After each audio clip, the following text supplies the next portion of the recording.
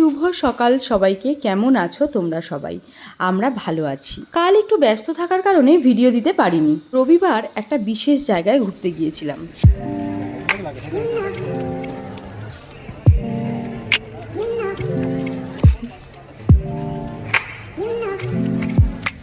Hello, তোমাদেরকে বলেছিলাম যে আমি আজকে একটা জায়গায় যাব ঘুরতে। কোথায় এসেছি তোমরাই দেখে নাও। আমি এসেছি, I am on the highest peak of the Odisha. This is Deomali. দারুণ সুন্দর ভিউ। দেখো চারপাশটা মেঘের রাজ্য। আমরা এখন মেঘের মধ্যে আছি, ভেসে আছি। খুব ভালো লাগছে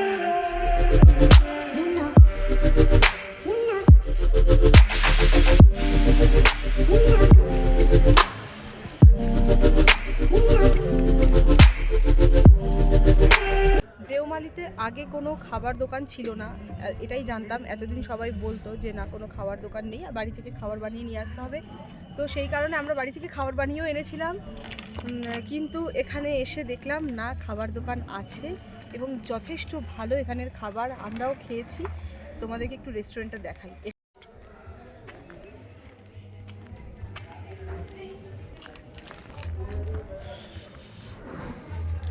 দাঁড়া, আগেই চলে যাস না, দেখা।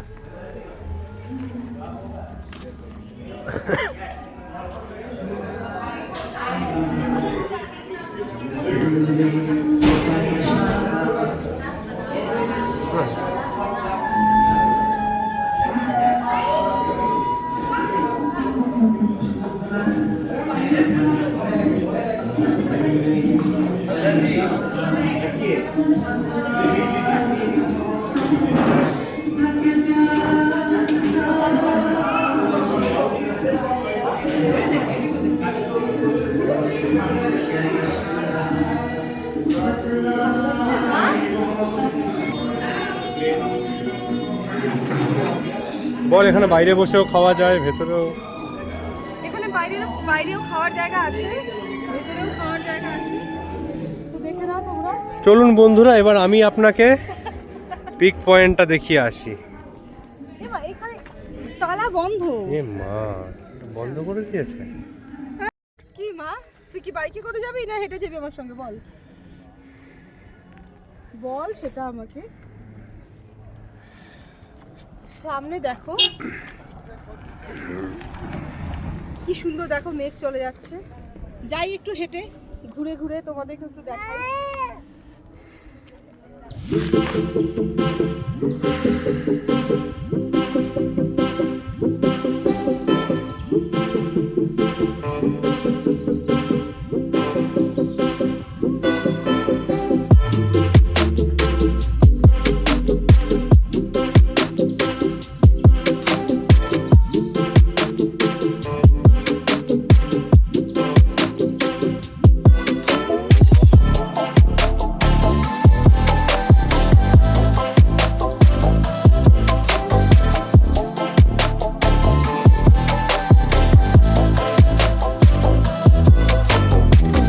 সামনে যে সবথেকে উঁচু পাহাড়টা দেখতে পাচ্ছ, সেটাই কিন্তু দেওমালির পিক পয়েন্ট। কিছুটা রাস্তা বাইক নিয়ে গেলেও পুরো রাস্তাটা কিন্তু বাইক নিয়ে যাওয়ার ব্যবস্থা নেই, ওটা কিন্তু ট্রেকিং করেই যেতে হবে।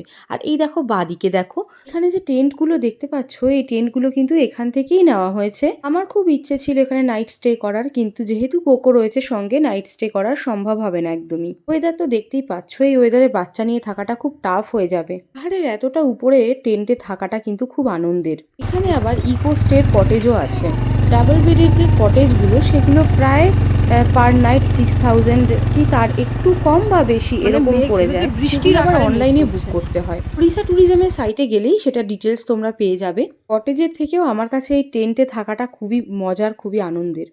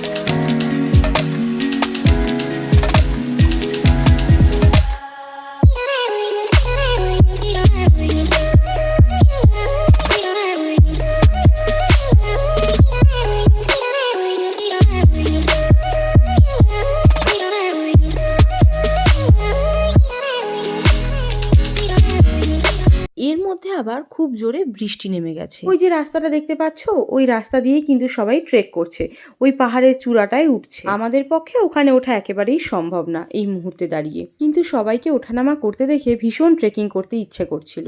একে তো যেখানেই ভারী মেঘ সেখানেই ঝমঝম করে বৃষ্টি পড়ছে, তার মধ্যে আবার কোকো আমাদের সঙ্গে রয়েছে, তাই ট্রেকিংয়ের ইচ্ছে থাকলেও আমাদের কিন্তু কোনো উপায় নেই।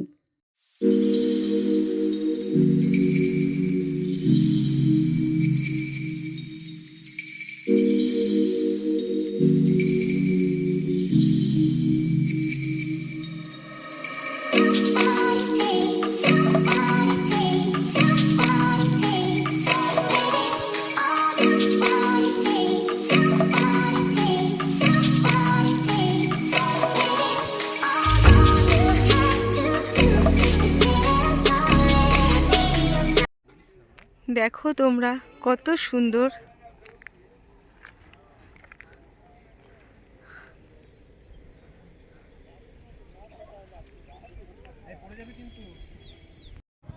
দেখো তোমরা কি সুন্দর মেঘটা একদম পাহাড়ের উপরে ছিল, ওখান থেকে দেখো নেমে আসছে নিচের দিকে এবং পুরো পাহাড়টাকে ঢেকে যাচ্ছে এবং একটুক্ষণ পর আমরাও ঢাকা পড়ে যাব। হ্যাঁ সত্যি তাই, একটুক্ষণ পর আমরাও ঢাকা পড়ে যাব।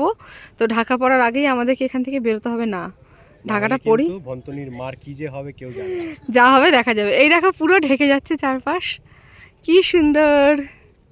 দেওমালি থেকে সানরাইজ, সানসেট এবং দূর দূরান্তের যে পাহাড়গুলো সেগুলো কিন্তু অসম্ভব সুন্দর লাগে, কিন্তু আমরা সেগুলো দেখতে পেলাম না। তবে আমরা যেটা দেখতে পেলাম সেটাও অসম্ভব সুন্দর।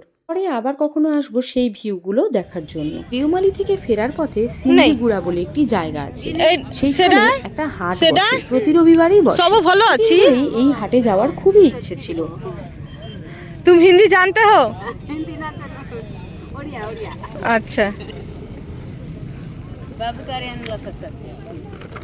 সেটা 20, সেটা 20 আর এটা 20। এই এটা হাটে কোনো যখন কোনো গেলাম, শাকও আছে। গিয়ে দেখলাম সবজির দাম সরষে, অস্বাভাবিক কম। প্রায় 2 কেজি ফুলকপি নিলাম 20 টাকা দিয়ে, 4 আটি ধনেপাতা নিলাম 10 টাকা দিয়ে, এরকম আরও অন্যান্য জিনিস নিয়েছি যেগুলোর দাম কিন্তু অস্বাভাবিক কম। দেখো হাটটা অনেক বড়, আমরা অতটা ঘুরতে পারিনি, আমরা 3 জনেই যেহেতু প্রচণ্ড টায়ার্ড ছিলাম। পরে কখনো আসবো এই হাটটায় আবার আমরা। আমাদের ভিডিও তোমাদের কেমন লাগছে? যদি ভালো লেগে থাকে তাহলে একটি লাইক করে দিয়ে চ্যানেলটিকে সাবস্ক্রাইব করে দিও। দেখা হচ্ছে তোমাদের সঙ্গে পরবর্তী ভিডিওতে।